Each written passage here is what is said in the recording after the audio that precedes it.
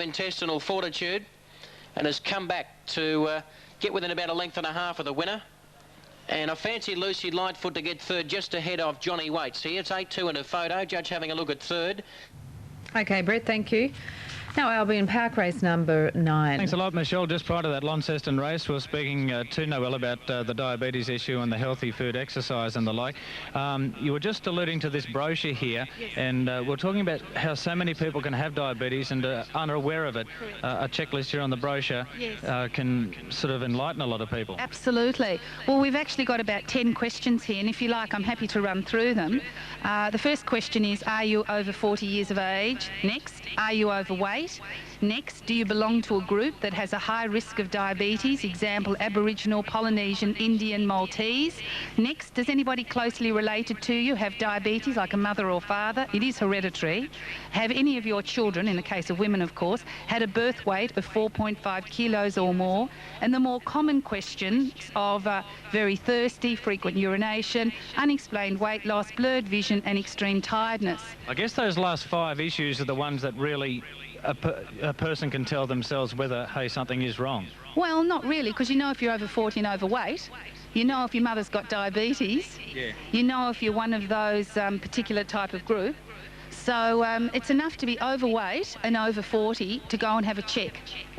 Because by the time it gets to the stage where you are very thirsty and frequent urination, it could be well onset.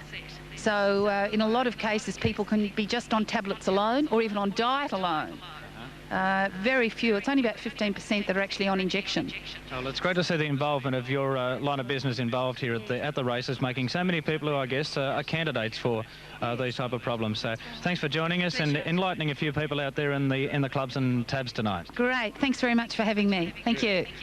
Noel Wendier there, and we're getting set to take you now to Brisbane, sunny Brisbane. Here's Paul Dolan at Albion Park. Sunny for part of the day, Darren, but plenty of rain the last couple of days in this area. Well, Michelle, you may have noticed this face on the dais at the presentation after the Australian Cup. His name is Tom Reynolds, and he is the Victorian Sports Minister and is actively involved in tonight's Greyhound meeting. Welcome along to Sandown, Tom. Oh, thank you, Darren. It's been a great night and a great crowd, and what a perfect night of weather in Melbourne after what we've had the last 24 hours or so. Yeah, there's been a lot of rain in various states and around Melbourne, but it's cleared up well. Now, you seem to have enjoyed yourself here tonight. Well, my first interest in greyhound racing started in 1961 with the 4th Australian Cup won by Copeland, given that the first one was won by Rookie Rebel in 1958. Some interesting statistics, Darren, about tonight. Smooth Rumble was sired by Ginger, who won this race in 1989. Ginger was sired by Eagle Hawk Star, who won it in 1985, and Eagle Hawk Star was sired by Tangaloa, who won it in 1970. So you've got 4 sires, all winners, in a line of the Australian Cup, which is a great record, really, and an interesting statistic. That'll be something for the historians to go into to see actually if that has ever happened before in a major race. Yeah, and I'll leave it to them or you. Of course, big news broke earlier in the week or late last week about a new home for the Melbourne Greyhound Racing Association. I guess that's something that you would be fairly actively involved in?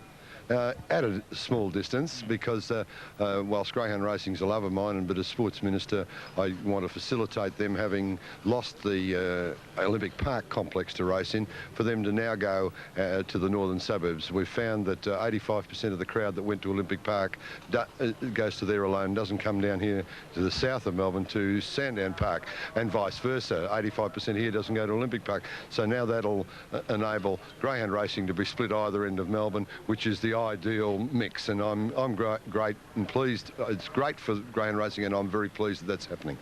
Well, Tom, thanks for taking the time out to join us. I know you want to get on Nowhere to Go here, so I'll let you go, and we'll catch you later. I didn't think you had to tell everybody that, but have you got some money for me to put on for you? Yeah, we'll sort that out. They're moving over. Thanks, Tom. Tom Reynolds, he's the Sports Minister here in Victoria and doing a great job and obviously enjoying his greyhound racing. Back to you, Michelle. Good on you, Darren, and there's no way you're going to miss out on putting a bet on there, Nowhere to Go, which is the tote fave there at Sandown for race number 8. There they are, behind the boxes. Let's have a look at Wentworth Park, which follows, race number 9. It's over the 520. Misty Overpass 440, Big Bonfire 690. Foot Trot Forever, 390, 560 for Shining. A Torpedo, 19 fewer chosen, 870 Silk Secret, 12 Biscay Bay. All Our Wishes is 670. They're being boxed at Sandown. Here's Rob. Thank you, Michelle. Well, as you did mention, everyone wants to back number 6, Nowhere to Go, here for this next race at $2 and $1.40. He broke the track record at Wentworth Park at his last start, and he's run some very slick times here at Sandown Park. And with the empty box next door to him, with tonight's wish being a late scratching, does give him a very good chance to win here. The lure rolls, all set. Favourite in box 6 and away, and he was slow to begin. Nowhere to Go. He's back at the tail of the field, and Denny's Magic first out from Northern Legend. Getting the third now on the rail was Prince Buccaneer. Around the outside end goes Rose of Peace. Well back in the field then. We have Nowhere to Go. Comes to the outside from Telly Lass, and last of all Ticket of Fame. Out of the straight day run, and the front runner is Denny's Magic by a length to Northern Legend. 2 away then to Prince Buccaneer, then followed by Rose of Peace. Nowhere to Go continues to make ground, and he starts to loom up on the outside from Ticket of Fame and Telly Lass. Packing field heading off the back straight, and the favourite Nowhere to Go went around him and took over. He dashed to the front and he's coming away. This is a good effort, Nowhere to Go. Nowhere to Go scores from Telly Lass. Third home was Prince Buccaneer, then Northern Legend, Ticket of Fame, Rose of Peace, and Denny's Magic has knocked up 42.85. Terrific performance. I must admit, I didn't want to have shares on him when he missed the start, and he's returned $2 and $1.20, and he started to pick up the leaders down the back straight, and just prior to the turn he swept around them, and he's come away for a pretty good performance at the finish. Number 6, Nowhere to Go. Second placing to number 7, Telly Lass, 6.24 to first split, 16.15 the second, and 31.56 off the back, and 42.85. 6, 7 and 1. The winner, number 6, Nowhere to Go, a black dog, whelped in April 94 by Gunlaw Rosti out of Bombaré Miss, raced by Charles Magrin, the trainer Peter Giles, bringing up a double for Peter, which scored with Kalyara Flyer earlier on in the evening. Second to 7, Telly Lass, which has made up very good ground. And third, number 1, Prince Buccaneer. 6, 7 and 1, Nowhere to Go to return $2 for the win. As we have a look at an update for race 9 at Wentworth Park, in a very open affair there, and the favourite is number 3, Foot Trot Forever, at around $4.10 in an open race. 6, 7, 1, Michelle, after running of race 8. Favourite punters saluting. However, I think they had a few worries in the early part of the race.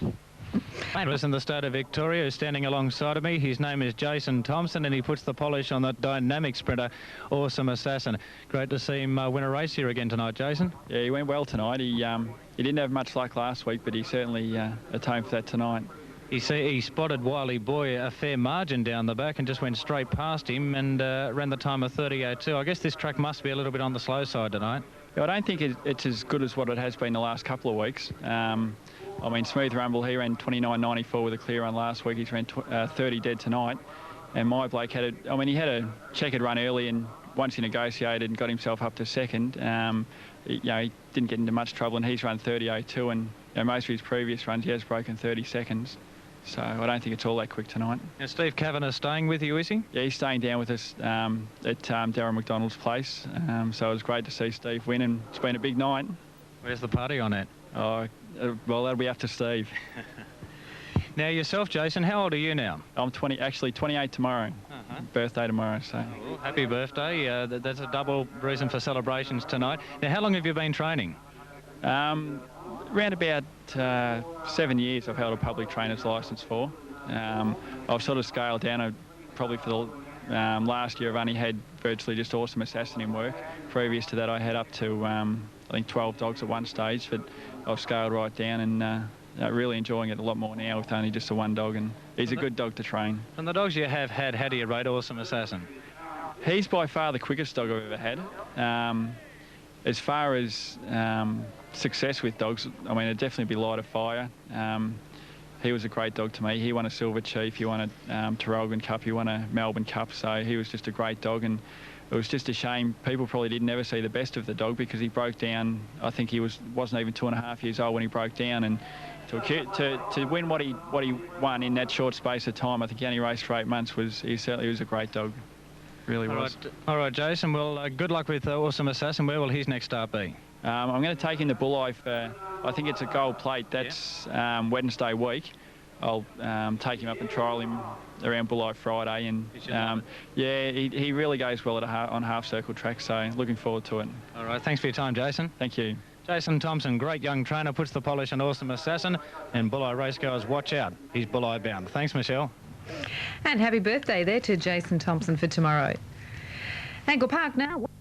Racing Phantom Fire missed the start and winning it, Firing Bear and out wide inside Scoop, and Smooth Rumble's going to go straight to the front. Out of the straight, Smooth Rumble in front now as they turn down the back from inside Scoop. Firing Bear, Ultimate Charm, and well back would have been Wild Season, Road Stroller, Running Gold and Phantom Fire, but it's Smooth Rumble in front off the back. Firing Bear 2 lengths running on, 2 lengths away Ultimate Charm, followed by inside Scoop, Wild Season, Road Stroller. They turn, Smooth Rumble in front. On the outside, Firing Bear coming at Smooth Rumble, but won't get there, and it's interstate win in the final. Smooth Rumble has beaten Firing Bear. Third would have been Ultimate Charm, and they're followed by Running Gold and Road Stroller. Phantom Fire blew the start from inside Scoop and Wild Season, but Smooth Rumble's led all the way. 380, 170 for Smooth Rumble, 1 Firing Bear, 3 even for Ultimate Charm at 160, 30.00, still 1 in a photo Angle Park. 30 dead, 5.19 is the early split. And it's 3.14. Smooth Rumble has beaten a gallant Firing Bear. Double, 69.20. Third. And Steve Kavanagh from Tweed Heads in New South Wales, the only interstate representative in the final of the Healthy Food and Exercise Australian Cup, has led all the way and has beaten Firing Bear and Ultimate Charm. 3.14. 3.14. The winner by Ginger from Follow Through. Steve Kavanagh at Tweed Heads is the owner trainer. A brindle dog whelped in September 94. Brilliantly beat Balmero in a heat last week.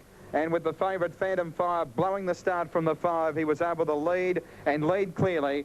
And he has held off Firing Bear by Fire Caper to Flying Tika. A big moment for his trainer, Barry Thale. A wonderful training effort from this virtual unknown trainer, Barry Thale, and a wonderful performance to get Firing Bear so close to winning an Australian Cup final. Okay, have to leave it there and take the totes at Wentworth Park Race 7. And they finished 3, 6 and 5. Number 3, Post